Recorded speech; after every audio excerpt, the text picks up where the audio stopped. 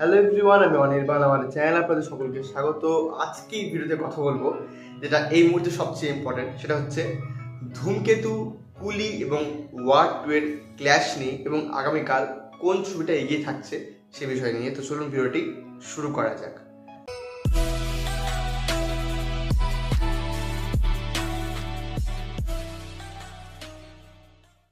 তো প্রথমে আমি যে ছবিটা নিয়ে কথা বলবো সেটা হচ্ছে কুলি, এবং এই ছবিটার বিশাল তো একটা হাইপ রয়েছেই, কিন্তু দুর্ভাগ্যবশত এই ছবিটা কিন্তু সিঙ্গেল স্ক্রিন অতটা নেই, এবং সেটা কিন্তু মেকার্সের তরফ থেকে সিঙ্গেল স্ক্রিন কিন্তু দেয়নি আর কি।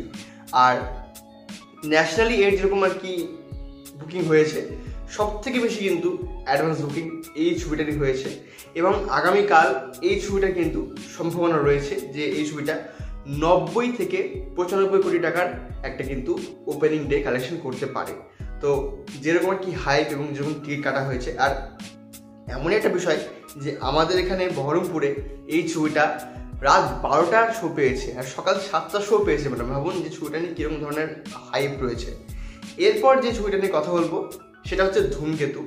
দেখুন, আমি জানি যে একটা গোটা জেনারেশন এই ছবিটা দেখতে যাবে, কারণ এই যে জুটি মূলত তাদের জন্য তো বহুত লোকে আর কি এই ছবিটা দেখতে যাবে। কৌশিক গাঙ্গুলি, তারও ফ্যান ফলোয়িং রয়েছে, শুভশ্রী, তারও ফ্যান ফলোয়িং রয়েছে, মানে সেই দেবের সাথে জুটি হিসেবে হোক বা তার আর কি as a actress fan following হোক, ফ্যান ফলোয়িং আছে। এবং দেব, তাকে নিয়ে তো কথা হবেই না, মানে তার তো আলাদা লেভেলেরই ফ্যান ফলোয়িং রয়েছে। এবার এই যে ছবিটার এতটা হাইপ রয়েছে এবং এমনই আর কি দেবের লড়াই এই ছবিটাকে জাস্ট জায়গা পাইয়ে দেওয়ার জন্য, আমি একটা ছোট্ট কথা বলি। আমাদের জিয়া1 যে 3টে শো চলে, একটা 4টে এবং 7টা, সেখানে এই ছবিটা জাস্ট লড়াই করে 2টো এক্সট্রা শো, মানে টোটাল 4টে শো কিন্তু এখানে তারা নিয়েছে। তারা নেয়নি, মানে টোটাল 4টে শো কিন্তু জিয়া1 চলবে, 2টো ওয়ার 2 এবং 2টো কিন্তু ধূমকেতু আমাদের এখানে সকালে 10:45 শো পেয়েছে। তাহলে ভাবুন যে এই ছবিটা কি লেভেলের কি জায়গা করে নিচ্ছে, কি লেভেলের লড়াই দেব করছে একদম বাংলা সিনেমাকে জায়গা পাইয়ে দেওয়ার জন্য। একইভাবে বহরমপুরেও সকাল 7টায় কিন্তু এই ছবিটা জায়গা পেয়েছে, মানে বিশাল হাইপ ওই ছবিটার। তো আগামীকাল এই ছবিটা যখন রিলিজ হবে, আমার যা মনে হয় যে এই ছবিটা কিন্তু প্রায় 1 কোটি টাকার বক্স অফিস করে দিতে পারে প্রথম দিনে, এবং সেটা যদি হয় একটা বিগেস্ট ব্যাপার হবে। এর আগে খাদান দেখেছি আমরা, এরকম রেকর্ড করেছিল তৃতীয় দিনে। তো সেই একই বিষয়টা কিন্তু যদি ধূমকেতুর দিনে ধূমকেতুর ক্ষেত্রে প্রথম দিনে হয়ে যায়, তাহলে এই ছবিটা কিন্তু দারুণ চলবে বলে আমার মনে হয়, এবং ফ্যান ফলোয়িংয়ের জন্য তো আরোই চলবে। আর এবার কথা বলছি ওয়ার 2 নিয়ে।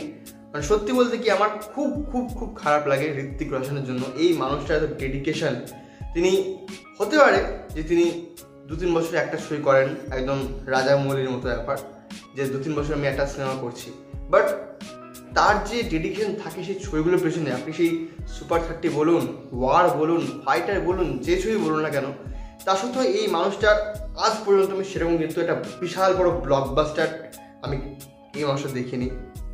কিন্তু আজ ওয়ার 2 যেন এই মানুষের জন্য কিছু একটা চাইছে যে লোকে দেখুক, বাট তাও কেন যায় না এই ছবিটার প্রতি এতটা মানুষের অবহেলা কেন? এই ছবির প্রমোশনটা কিন্তু ঠিকঠাক একদম হয়নি। ওয়ার একদম ভালো প্রমোশন করতে পারেনি। যেমন সাইয়ারার ক্ষেত্রে ব্যাপারটা কিন্তু উল্টো হয়েছিল, ছবিটার প্রমোশন করতেই হয়নি, গানের জন্য হোক, নতুন পেয়ারের জন্য হোক, বা ওই আশিকি 3 এর সাথে একটা যে মিল আছে এই বিষয়গুলোর জন্য হোক, সাইয়ারাকে প্রমোশন করতেই হয়নি, জাস্ট ওয়ার্ড অফ মাউথ চলেছে। এবং এই একই বিষয়টাকে আপনি কিন্তু একটা অ্যাকশন ছবির জন্য ইউজ করতে দিলে হবে না। এখানে আমি মানছি ঋত্বিক রোশন আছেন, তিনি অনেক বড় একজন স্টার, কিন্তু তার সেই হাইপটা নেই।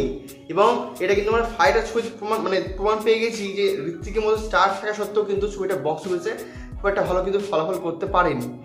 আর কথা যদি হয় এনটিআরের, দেখুন আমি বলবো যে সাউথের অ্যাক্টরকে আনা ছবিতে সেটা অবশ্যই ভালো বিষয়, কিন্তু এটা যে আপনি শুধুমাত্র একটা রিজিয়নে কিন্তু আপনি বক্স অফিসটা করতে পারবেন, এটা প্রভাস, এনটিআর তো আর প্রভাস নয় যে পুরো প্যান ইন্ডিয়া বিষয়টাকে খেয়ে ফেলবে। এনটিআরের জায়গাতে সে একটা ছবিতে কিন্তু ফ্যান ফলোয়িং পেয়েছে। মানে আমি নর্থের অডিয়েন্সের কথা যদি বলি, তারা কিন্তু এনটিআরকে ওই একটা ছবির মাধ্যমে কিন্তু বেশি চেনে, RRR ছবির ক্ষেত্রে।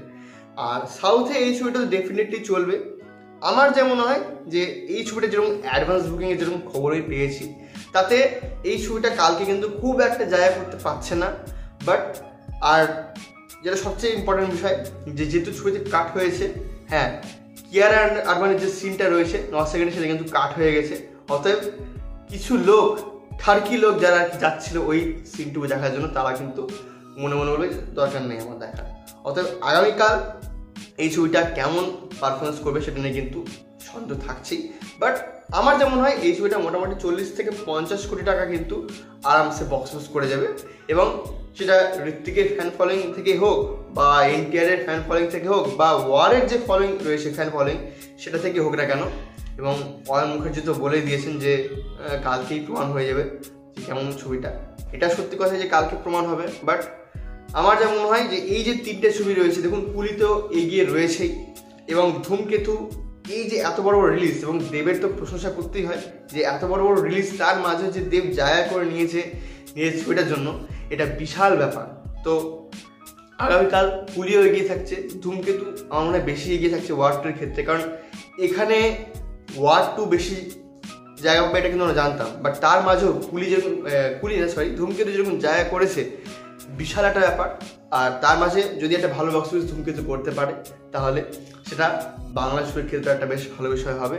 আর ওয়ার 2 এটা ডেফিনেটলি কালকে বক্স অফিস ঠিকঠাক মতো দেবে।